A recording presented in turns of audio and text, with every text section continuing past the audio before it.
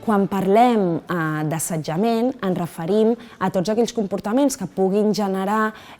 un entorn de treball intimidatori, hostil, degradant o humiliant. De fet, la llei ho defineix d'aquesta manera. Quan parlem específicament d'assetjament per raó de gènere, ens referim a tots aquells comportaments que es donen per raó del gènere d'aquesta persona, de la persona que pateix l'assetjament, per raó de la seva orientació sexual o per raó de la seva identitat o expressió de gènere. Sí que és cert que a Catalunya, des de l'aprovació l'any 2020 de la modificació de la llei per erradicar la violència contra les dones, es reconeix específicament l'assetjament per raó de maternitat o criança, de manera que s'inclouen dins de l'assetjament per raó de gènere totes aquelles actituds que es donen a les empreses destinades a discriminar les dones per raó de la seva maternitat, de manera que tenim reconeguda aquesta especificitat dins del territori de Catalunya. Les situacions d'assetjament són situacions que depenen molt de quina és la vivència de la persona que les pateix. Això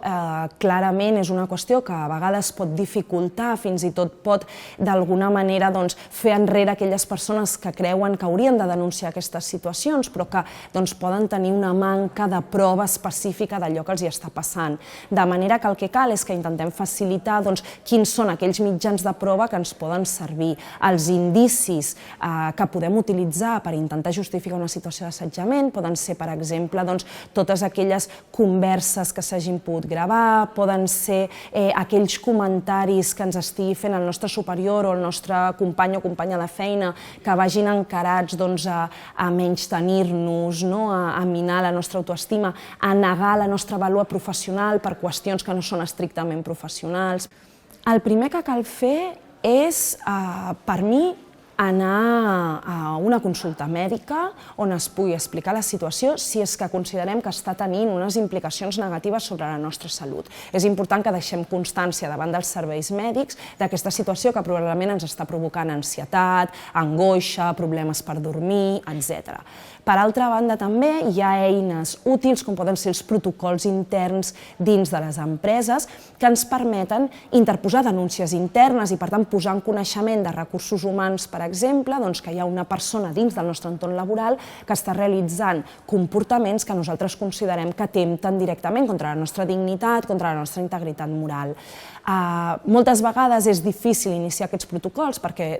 si són empreses petites, és cert que tothom es coneix i això d'alguna manera pot fer enrere. Però hem de saber que hi ha altres eines, com per exemple la inspecció de treball, que pot d'una forma confidencial començar a investigar sobre aquests temes, i per altra banda també per mi és important d'alguna manera anar reunint aquests indicis d'això que està passant. I finalment és important també comptar sempre amb l'assessorament d'un professional, un advocat o una advocada, que ens pugui anar acompanyant en el procés i per tant donar-nos aquestes eines que podem necessitar per acabar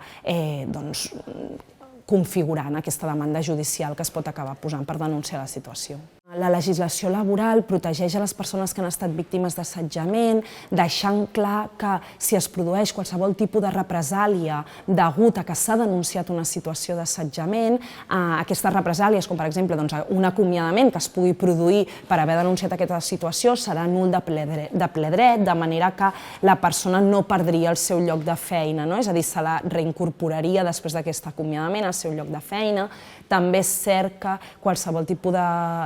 situació d'assetjament es pot denunciar com una situació de vulneració de drets fonamentals i si s'acredita que efectivament s'ha patit un d'aquests procediments, les persones poden tenir dret a indemnitzacions i a més estaran protegides de cara